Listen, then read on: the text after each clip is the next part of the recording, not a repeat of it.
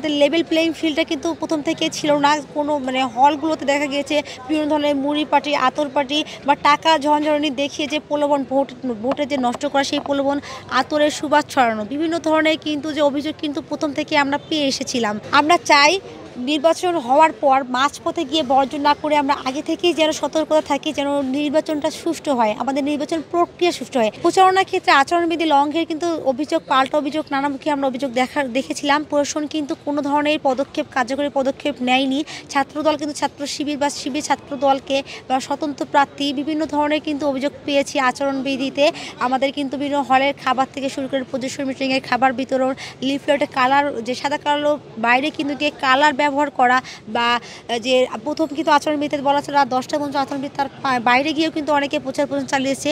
এটা কিন্তু আসলে প্রশাসন কোনো কার্যকরী পদক্ষেপ আসলে নিতে পারেনি। লেভেল প্লেইং ফিল্ডটা কিন্তু আসলে দেখা গিয়েছে অনেকটা নষ্ট হওয়ার পরেও কিন্তু আমরা মনে হয় যারা আমাদের ভোটার আছে তারা কিন্তু সব কিছু বিবেচনার ঊর্ধ্বে গিয়ে যারা তাদের হয়ে কাজ করবে, তাদের যারা প্রতিনিধি, তাদেরকেই তারা আসলে যে ছাত্র প্রতিনিধি সেটা আসলে বেছে নেবেন। আমি আসলে যখন সাধারণ ভোটারদের কাছে যাচ্ছি তারা কিন্তু কাছে গেলেই, আপু আপনার নাম নিশা, আপনার ব্যালট নাম্বার 5, আপু আপনি কতবার আসবেন।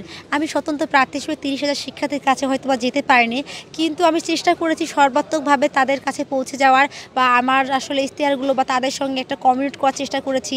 তারা আসলে আমাকে মনে রেখেছে, তাদের আমি আসলে হৃদয়ে স্থান করে নিয়েছি। আর আমার মনে হয় আমি যে যোগ্য হয়ে আমাকে তারা আসলে প্রতিনিধি হিসেবে তারা বেছে নেবে।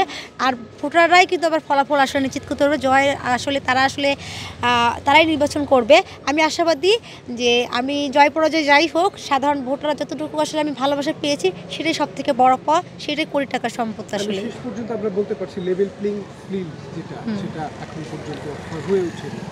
লেভেল প্লেইং ফিল্ড তো কখনোই আমাদের, যে প্রথম থেকেই কিন্তু আমরা প্রশাসনকে জানিয়ে এসেছিলাম যে বিশ্ববিদ্যালয়ের লেভেল প্লেইং ফিল্ডটা যেন নিশ্চিত করা হোক, কিন্তু আমাদের লেভেল প্লেইং ফিল্ডটা কিন্তু প্রথম থেকেই ছিল না। কোনো হলগুলোতে দেখা গিয়েছে বিভিন্ন ধরনের মুড়ি পার্টি, আতর পার্টি বা টাকা ঝনঝনানি দেখিয়ে যে প্রলোভন ভোটে যে নষ্ট করা, সেই প্রলোভন, আতরের সুবাস ছড়ানো, বিভিন্ন ধরনের কিন্তু যে অভিযোগ কিন্তু প্রথম থেকে আমরা পেয়ে এসেছিলাম। এরপর আমাদের যে বিভিন্ন ক্লাসরুমে গিয়ে প্রচারণা চালানো, অনেক ধরনের কিন্তু আমরা প্রচারণার ক্ষেত্রেও কিন্তু লেভেল প্লেইং ফিল্ড সেটা কিন্তু নষ্ট হয়েছিল। এখন আমরা প্রশাসনের কাছে সর্বাত্মকভাবে আহ্বান জানাবো, আগামীকাল যেন প্রশাসন সুষ্ঠুভাবে নির্বাচন যেন অনুষ্ঠিত হয়, কোনো ধরনের অস্থিতিশীল পরিস্থিতি ক্যাম্পাসে যেন বিরাজ না করে। প্রশাসন সর্বাত্মকভাবে আমাদেরকে সহযোগিতা করবেন, এটাই আমি রাজশাহী বিশ্ববিদ্যালয় প্রশাসনকে জানাতে চাই।